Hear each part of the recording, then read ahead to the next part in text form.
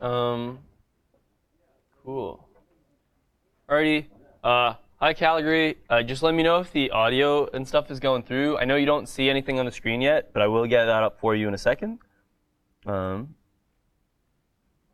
Just cool. So do let me know if the audio is going through. Just with a hello or a yes, maybe a tasty meme. Really all kinds of options here. Whoops. Well, I don't know if are any of y'all here familiar with PBS? Nice. Audio is good. Sweet. I don't know if any of y'all here are familiar with PBS. Yes, PBS, Public Broadcasting Service. Just do that. So today's presentation is brought to you by, what's your name? By TED, and the support of viewers like you. So I'm going to be using TED's laptop for today's lecture, so if I run into issues, just deal with it. Yeah. So welcome. Hope you're having a good week. What? It's like Tuesday already? Nuts. Crazy. We're going to get started here with me. Just turn on my, I have a little Zoom thing that I like to use. I'll turn it off when I give you your laptop back. Use scroll gesture to zoom. Check this out. Whoa! All right. That's a, whew. All right. A very sensitive zoom. So welcome. Today we're going to be working with something particularly interesting. Say, what is that? I'll keep the title of this lecture a secret. I'll keep it a secret for like 3 minutes, and then we'll see what the title of the lecture is. I will start off by making myself a folder called NEMA, just so that you can delete it afterwards. I'm going to CD into NEMA. Cool. In here, I will make another folder called Week 2, Day 2. Too fast, too furious. And we're going to CD into that. And you have VS Code, I assume? Sweet. I'm going to open that up in VS Code. Boop. And we're going to be working in there. So where's NEMA? Where is NEMA? Oh, Lighthouse, then NEMA. Clever. Lighthouse, NEMA, Week 2, Day 2. Cool. All right, so we got ourselves a nice little empty folder here. Yeah, let's make a new file, call this README, and we'll put down the name of today's lecture. Week 2, Day 2, Async Control Flow. Okay, what? Async Control Flow. That really does sound like a Fast and the Furious movie title. W2D2 Async Control Flow. This is not going to be as scary as it kind of sounds like the first time you see the words async. What does async stand for? Asynchronous.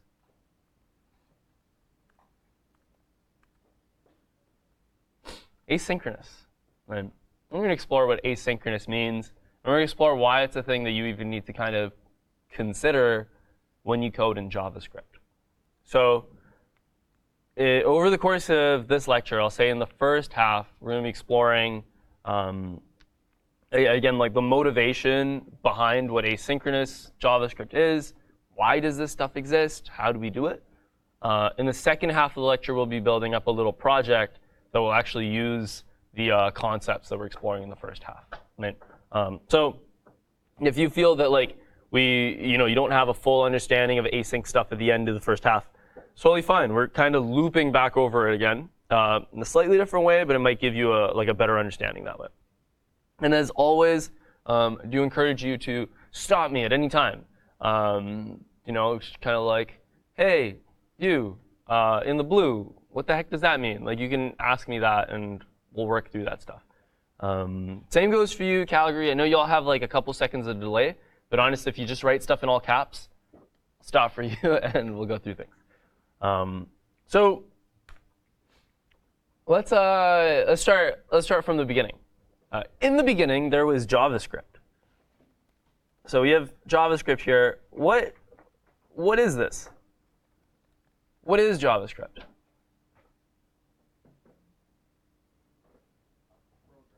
It is a programming language, right? A programming language. And it being a programming language means that we use it to command computers to do stuff.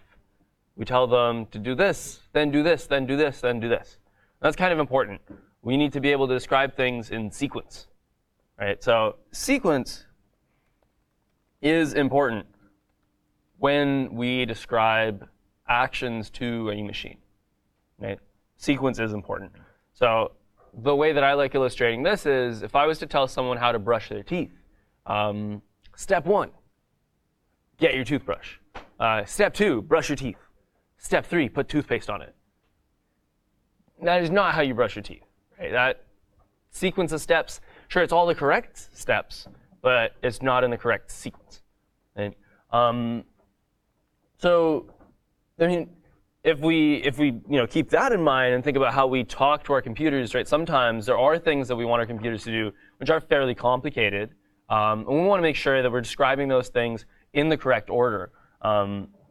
Often that's very clear to see, right? Often it's very clear when things are in the correct order or not. For example, if I want to console.log a greeting, right? And then I go here and I go const greeting equals hello world, right? Hello world.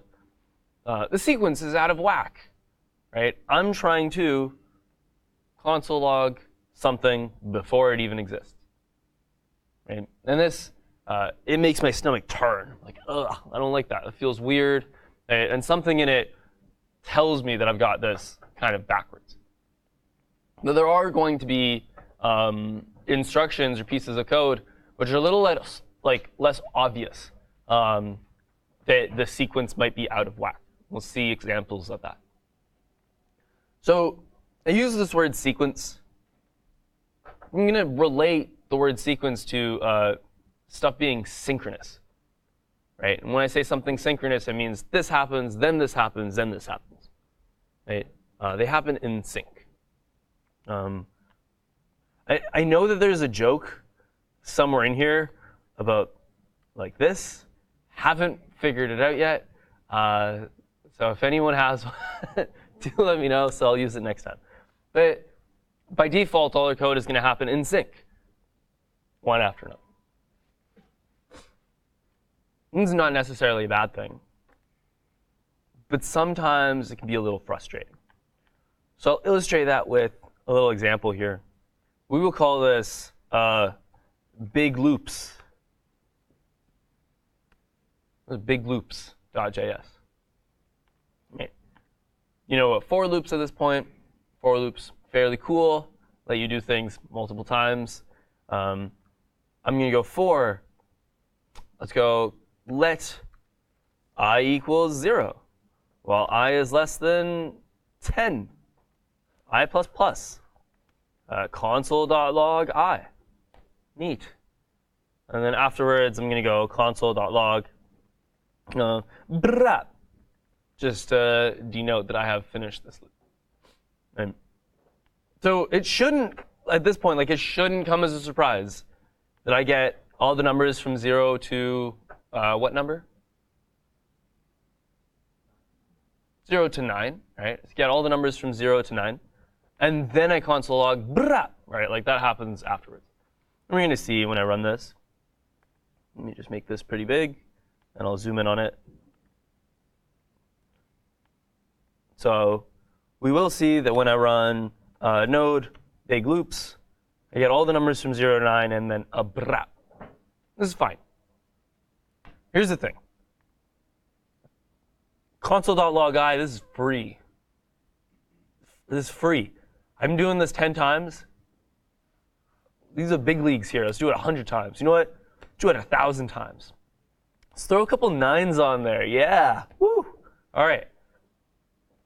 I've increased these loops. and then I will run this now. And I run it, and I'm seeing all the numbers go through, and it's going really fast. Right? It's going pretty fast, but take my word for it that it hasn't yet started doing the console log brap. That is not happening right now. And that will only happen at the end, when I finally make it to the bottom. I mean, right now, I've just crossed into 1 million. We're going to be here for a while. So maybe I'll stop that right now.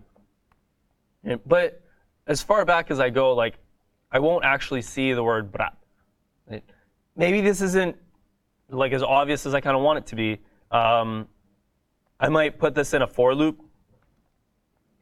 Right? For let I equals 0, I is less than also some pretty big number, right?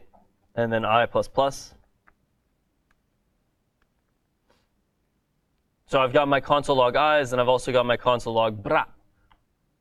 And when I run this, again, I only see the numbers, and if I waited long enough, then I would start seeing those pop up. Right? This is not bad. Like, I wrote this code. I wrote this code to say, run this loop and then run this other loop. Right? But as a developer, I might start asking myself, do I really care if this has finished before I start this? Right? And this is not a technical question. This is more of a me question. Right? Are these two things related to each other? Not really. Right? Maybe in the scope of the program that I'm trying to build, I don't really care if the numbers are happening first, or if the brap is happening first, or if they happen both at the same time. I just want them both to happen. Right? And I've written them out like this. But I run into this bottlenecking issue because of the synchronous nature. Right? Now, this is a very contrived example. Kind of show you that code sometimes takes a while to run. Right? Computers are smart. Computers are fast. But they're not that fast. Right? If you give them enough things to do, they'll take a while. Right? Anybody who's played video games or tried to export like a video after you like edit or whatever, you've experienced that. Like, your machine takes some time to go through some processes. Now, when we're writing a script, right, or when we're sequencing a bunch of instructions that need to happen, sometimes it is good for us to wait for a particular part of your program to finish before you continue the next part. Right? For example, say I was talking about exporting a video. Right? I want to wait for the video exporting to be done, right? I want to wait for it to be done before the program can close, maybe. Right? Or before it shows you the next screen that says, congrats on exporting your video. Other times, though, I don't actually want to wait. For example, if I'm playing a video game, right, there might be parts of the game that are a bit slower to run. Right? Maybe the lighting is very intensive. Right? But that doesn't mean that every part of the game should slow down and just stop. Right? Maybe we'll find a way to just degrade some things for a little while, or just put that stuff off. Right? Again, these are kind of theoretical examples. Y'all aren't video game developers or anything yet. But I will start talking about examples that are maybe closer to home. What we're going to be creating over the course of the second half of the lecture, right? Just to give you a bit of a sneak peek as an idea, is we're going to be making something of like somewhat of a restaurant simulator, right? And say we're talking about a restaurant, like there's stuff that you're cooking, and you can cook multiple things at the same time. Right? For example, I might be making eggs. Right? So I might have a function called make eggs. Right? I have not created this function right now, right? But I'm saying, like, imagine that this function exists. So I call this make eggs function. And then maybe afterwards, right, I'm going to write something like make tofu dog. Right? I'm going to make myself a tofu dog. What else am I going to make? I'm going to make orange juice. right? All these different things. I'm making myself a nice breakfast or whatever, right? Make other stuff. Now, some of these things take quite a bit of time.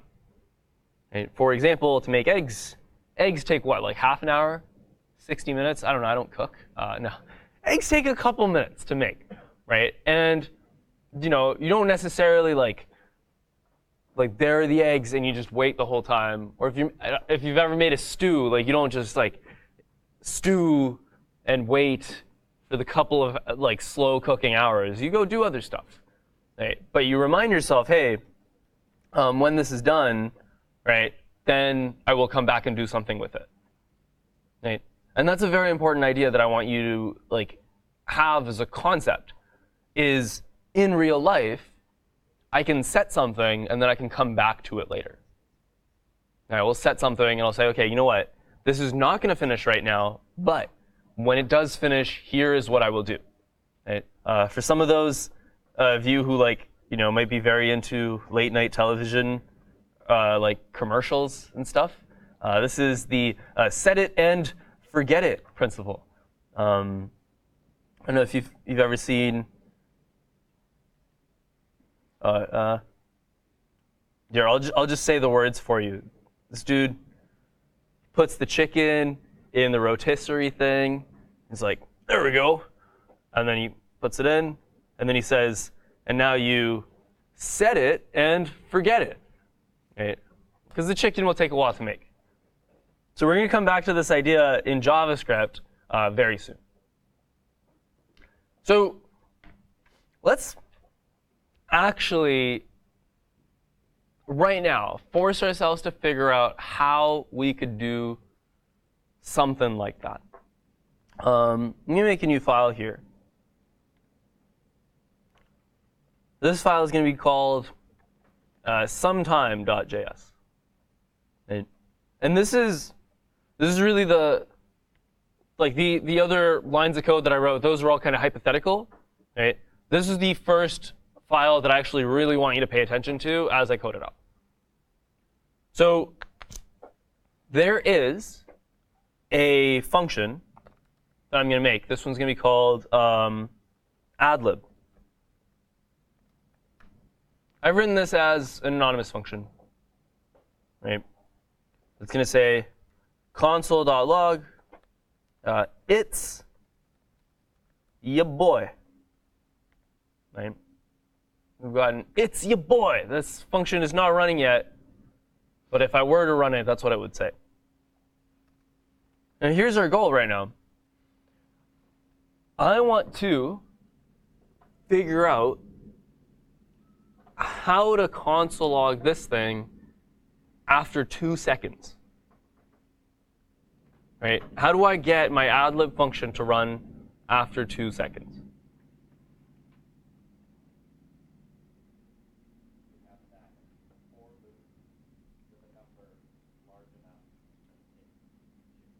That is a great idea. We could have a for loop. We could have a for loop with a number large enough that it could take 2 seconds. So I could go for let I equals 0 while I is less than, and then just pick some random number and see if that's big enough. I++, I love that. And let's see. Should I do anything in this for loop? Maybe nothing yet. And then afterwards, I could throw in, let's call it the adlib function. And we can see if this works. I'll run this right now. It's called node sometime. Not enough. You know what we'll do? We'll just increase the number, right? Just increase it. There you go. That's a lot of numbers. Increase. We'll run this. Looks like that might actually get us to a closer place. Now, what I'm going to have to do is maybe tune this number. This is kind of absurd. Let's make this a little bit smaller. We'll run it. Still a little too much. We'll lower that by a factor of, I don't know, 1,000.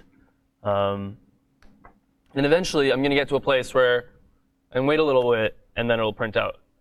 And then I can fudge the number a little bit, throw a 9 in there.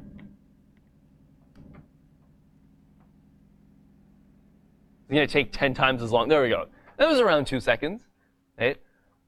Now, I want us to look at this and recognize that this is not the proper answer. Right? This is not the way we're supposed to do this. Like, I swear, if you ever go work somewhere and you see something like this, and this says, wait 2 seconds, right? You pack your bags and you leave. You get out of there. You're like, hey, so I've been wondering, what does 234 billion mean in our code? So this is certainly not the answer. Now, one of the reasons for why this isn't good for us is because different machines are going to respond differently to these different numbers, right? This machine here, it's a beast. It runs through all these numbers really quickly. But if I put this on a Raspberry Pi, right, my Raspberry Pi might take a couple years to finish it, right? I put it on my laptop might say, oh, there's no more disk space, right? So this isn't the way that we want to do this, right? Does anyone want to Google, how do you wait 2 seconds in Node? There's a set timeout, right? So there is a set timeout function, right? And how does this set timeout function work? Right? Can I just go set timeout and say, wait 2 seconds? It needs a callback function. We're going to explore why, right? So for the moment, I am going to do like set timeout 2000 just to show you that this gets angry. Okay? Set timeout requires the first parameter to be a callback. Right? And now I might not understand that by like reading through the error trace here. Right? But when I go to the internet and I check out how the set timeout function works, right, I could read through the documentation and I would find that the set timeout function actually receives a callback function and then an amount of milliseconds that it should wait for. Right? That's how long it should wait before it runs this function. So I'm just going to do that like this. I'm going to go set timeout. And then if I want to put in a callback and the function that I want to run is adlib, what do I write in here?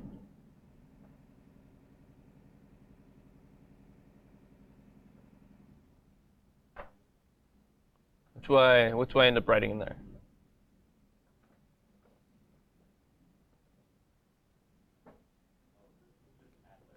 Just adlib. And I want to make sure that I don't put the parentheses here, right? Because I don't want to invoke that function myself, right? That function will be invoked at a later time. Presumably, it will be invoked by the set timeout function. Right? When you see that this is weird, right? This feels uncomfortable, or at least it feels uncomfortable to me. And the reason for that is because I'm used to running functions by actually having the parentheses around it. Right? The thing here is that I am giving up control. Right? This is no longer in my hands. This is in the hands of the set timeout function, and I'm just assuming that the set timeout function will, when it is time, call the callback that I give it. And I could run this now, and I could see node sometime.js, and after 2 seconds, it'll say it's your boy. And so I want us to really focus on what's going on here. I am not myself running the adlib function. I'm giving it to somebody else. And this is not happening immediately. This is happening after some time. So what happens if I go console.log woo over here? What do I expect to be printed out on the screen?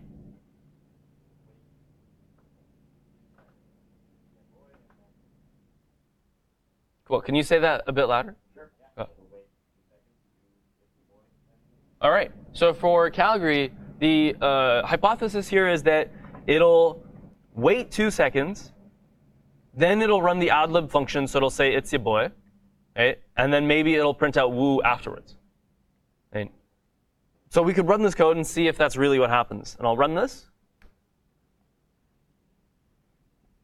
And the opposite actually happened. I got woo immediately. And it's your boy happened afterwards. Right? So it's your boy happens after 2 seconds, right? Whereas this line of code here happened immediately, right? So before the previous line. Right?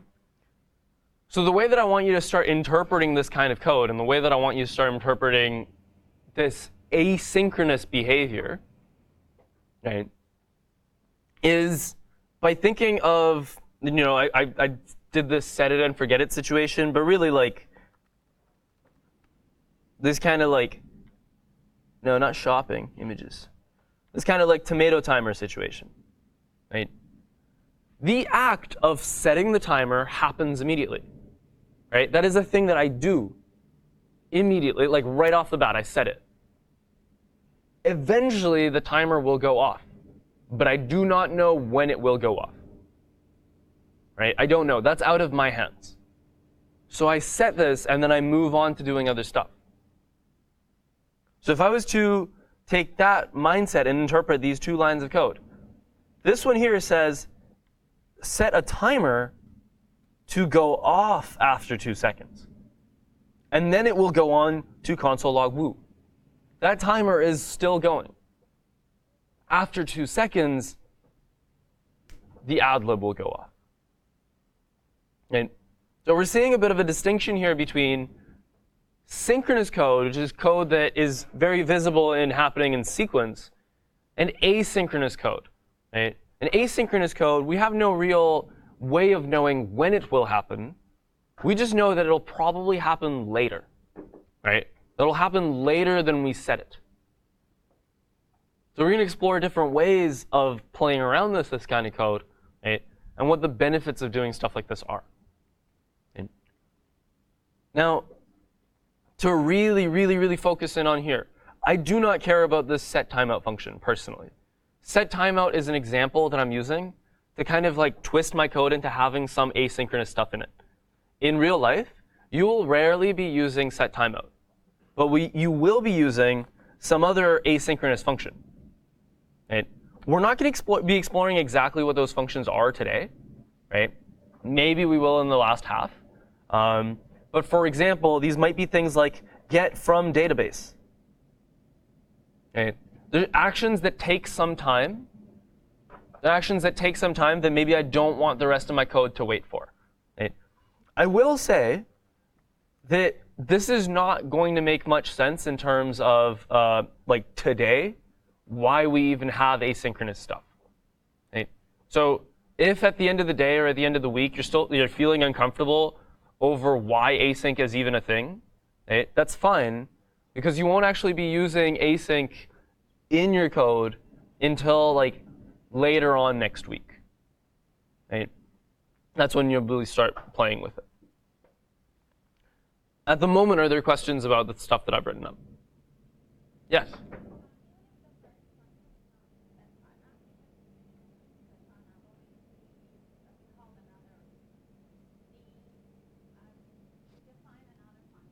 Mm-hmm.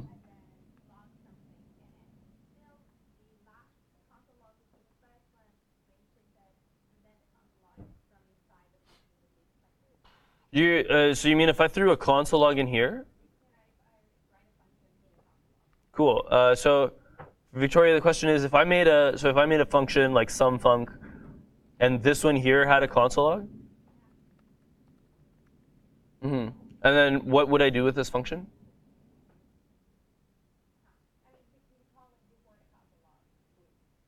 Oh, like here, like sumfunc? Yep. So if I was to run this, we could think about what might happen.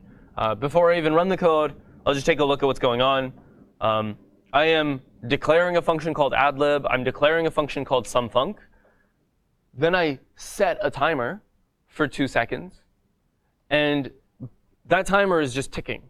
But in the meantime, I go off and I run sumfunc, so that should print out hello. And then I run this, so that should print out woo. And then by this point, right, the timer probably hasn't finished yet, so I probably have a little bit more time to wait, and then the timer should go off, right? So I could run that and see. I get the hello and the woo, and then it's your boy happens afterwards. any code that is asynchronous, you can assume is going to happen last. That's a good kind of like rule of thumb. Is if you see some code that's asynchronous, you can say, okay, well, this will happen like way later. Right? This will be like the last thing to happen. Right? So here, I can assume that this function here will actually run after every single other thing. Now, one of the things that I want us to think about right now is, why does this have to be written as a callback?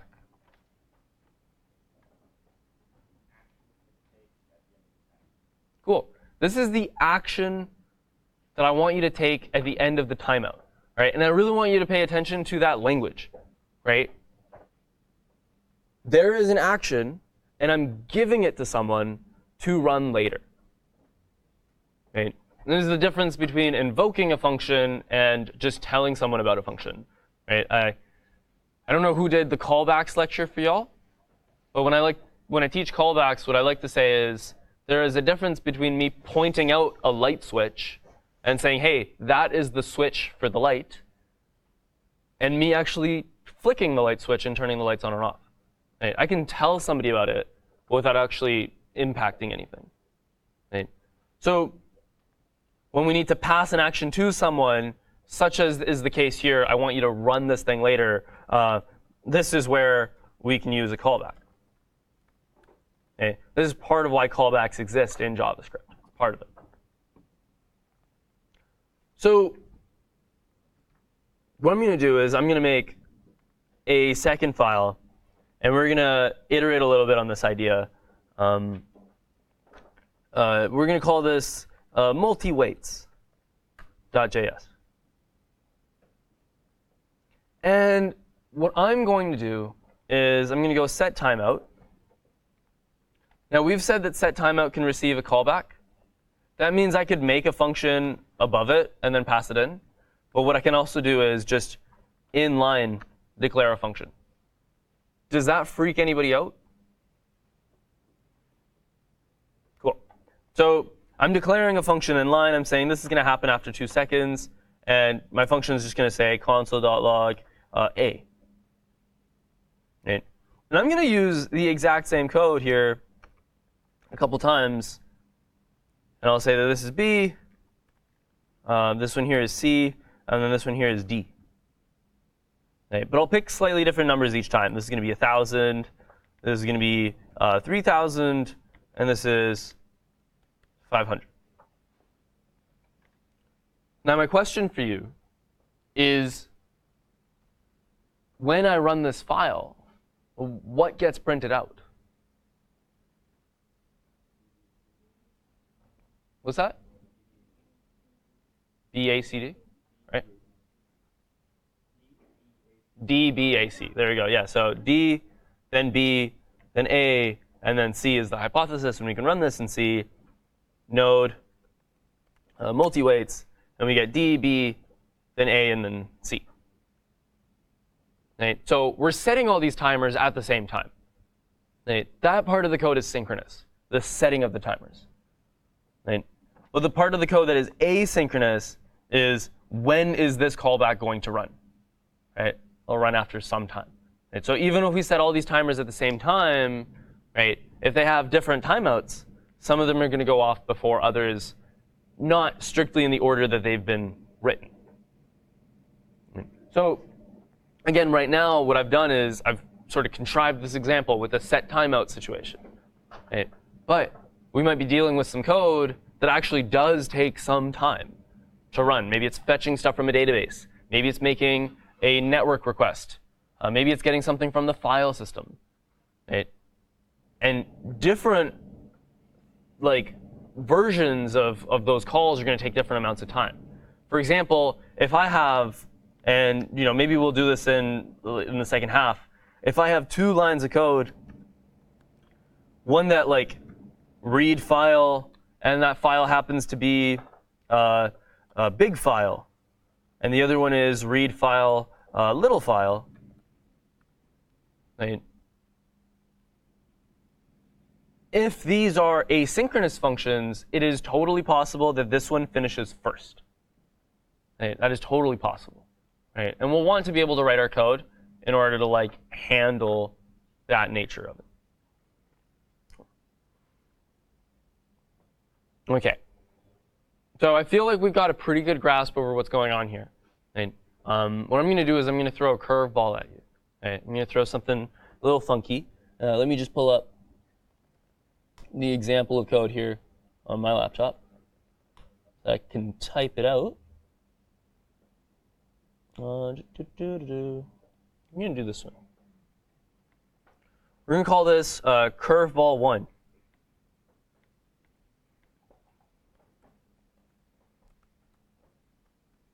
Ball1.js. Okay, so I'm going to write a bunch of code. I'm going to pay attention to it. We're going to try and hypothesize what it does, and then we'll run it. So here's the code. Let x equals 1. Then I'm going to say console.log before call. And it's going to print out x. Then I'm going to set timeout. And inside of my timeout, I'm going to say that followed by console.log inside call. And print out x. And then I'm going to say that this timeout is for 1,000. And then what I'll do over here is I'll go console.log after call and go x. So let's take a look at this. What might this do?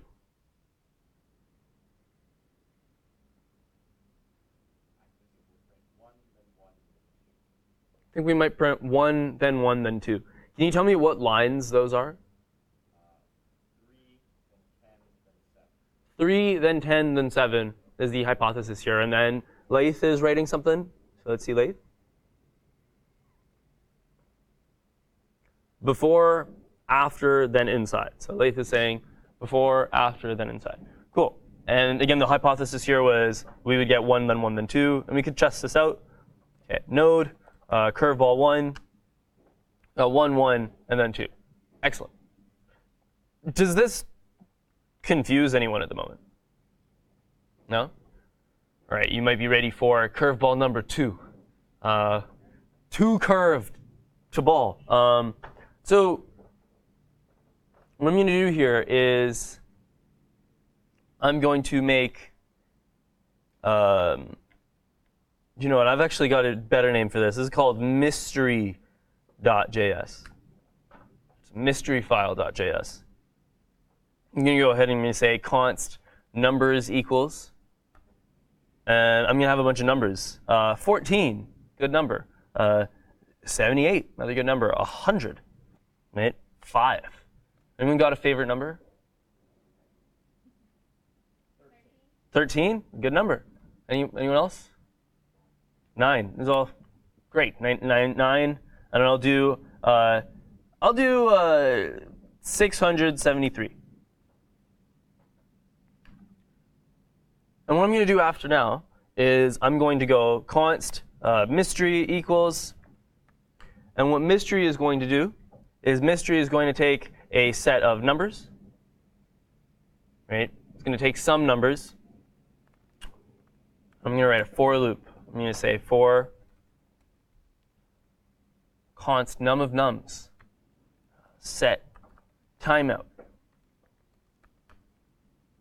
Then I'm going to write some stuff here. And I don't necessarily want you to worry exactly about like what is going on as much as just seeing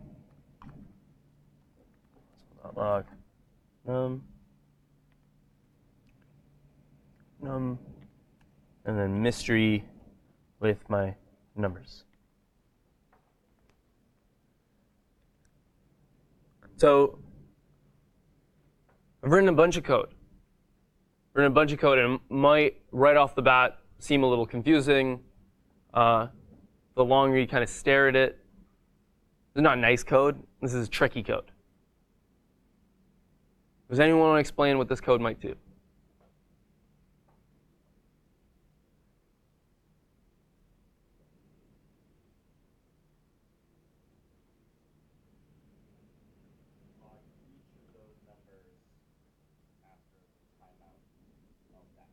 log each of those numbers after the timeout of that number. So like, what do I end up seeing in, like, on the screen? What's that?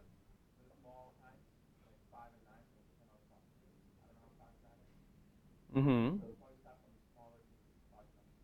From the smaller to the larger numbers, maybe, right? Yep.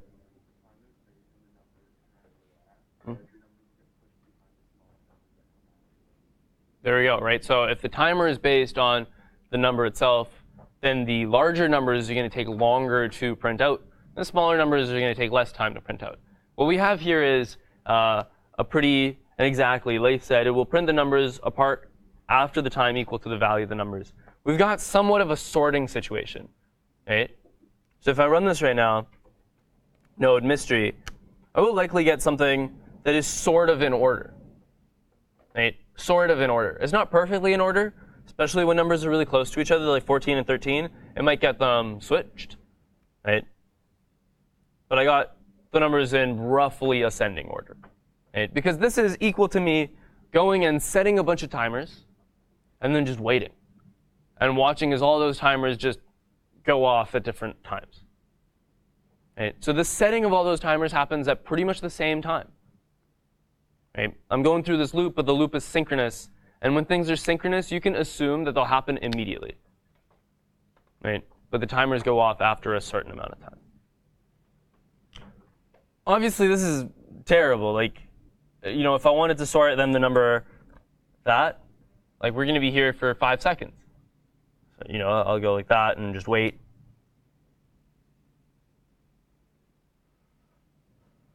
There we go. Right? But if I wanted to sort numbers that were even bigger, this is not a good solution to that. Right? It's a funky solution, but it's not a good solution. So what we've done at this point is we've kind of explored different ways of playing around with this asynchronous nature to like really twist our minds a little bit. We haven't built anything useful just yet, right? But in the second half of the lecture, we'll launch into actually using this asynchronous stuff to build more useful things, right? And in fact, since we have a little bit of time, I'll give you like a verbal preview of what we're going to build to get you to start thinking a little bit about how we might do this. Okay. So this is for like second half after break. We're going to launch into making a restaurant simulator. Right? I'm going to have a little code along. I'm going to get you to point me along to some different things. Make a restaurant simulator. And what the restaurant simulator is going to have is a menu, right? A menu with options. And you'll be able to press a number to select an option.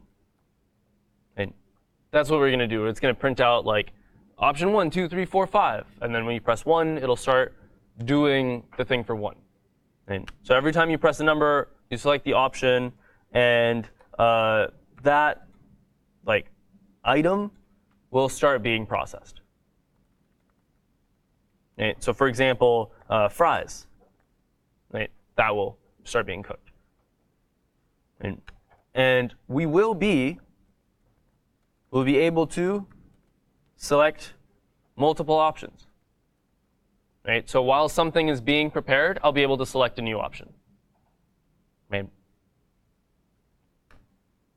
When an item is complete, right, or when it's finished being processed, it will be presented to us, right, as a console.log. As a console.log situation. That's the way I want to do it right now. And then honestly, I think the last thing I want to do, just as a bit of stretch, if we have time, is press P to save a receipt. Right? So we'll press the letter P, lowercase p, to save a receipt to our file systems. And it'll be like some text, like a text file just saved. Cool? Cool. So that's what we're going to work on in the second half. Right now, I want you to think about maybe how we might structure this. What are some particular lines of code that you expect to pop up? And what are some things that you expect to be more difficult than maybe the rest of the other stuff. Sound good? Are there any questions at the moment? Dope. All right. We will meet up in, let's say we'll meet up at 11:03. Cool? 11:03. So for Calgary, that is 12:03. And we'll see you there, and we'll get into the second half.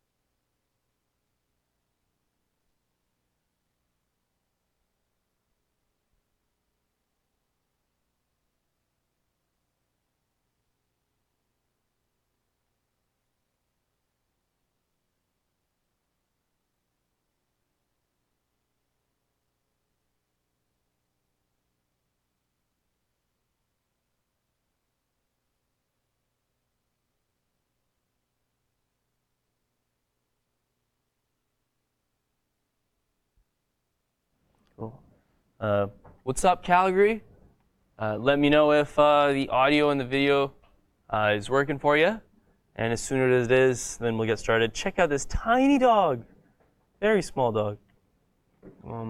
So yeah, if you can let me know as soon as the audio is going through, then we'll get started. And I'm just going to keep talking until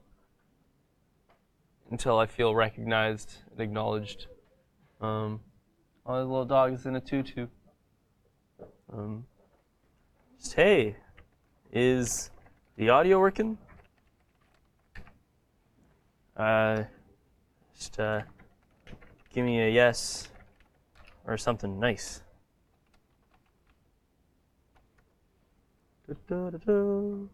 Oh, Grant was saying something.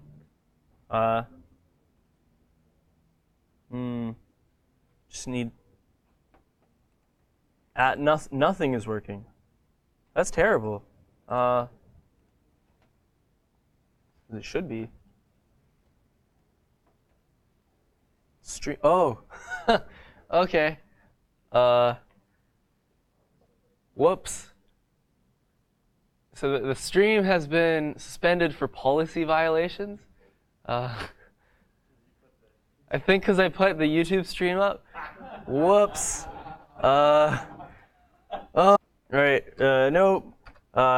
Stream got a copyright strike for the dog videos. Just a sec. Let me fix it. Oh man, that is embarrassing. Whew. I have straight up suspended our account. Nice. I'm just gonna log in with a different account. Let me sign out and sign in with my own account real quick. Can somebody tell Calgary that real quick? That like I just need a second to sign in with a different account.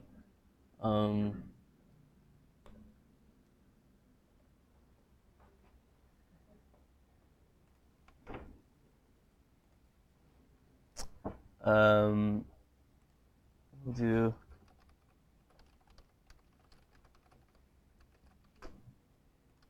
Man, I feel like did somebody tell Calgary that or? Yeah, cool.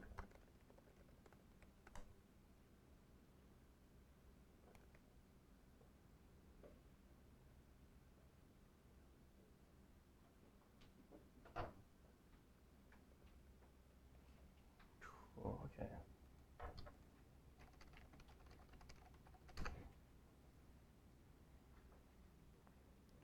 I'll do the two-step verification. Yeah, that is profoundly embarrassing.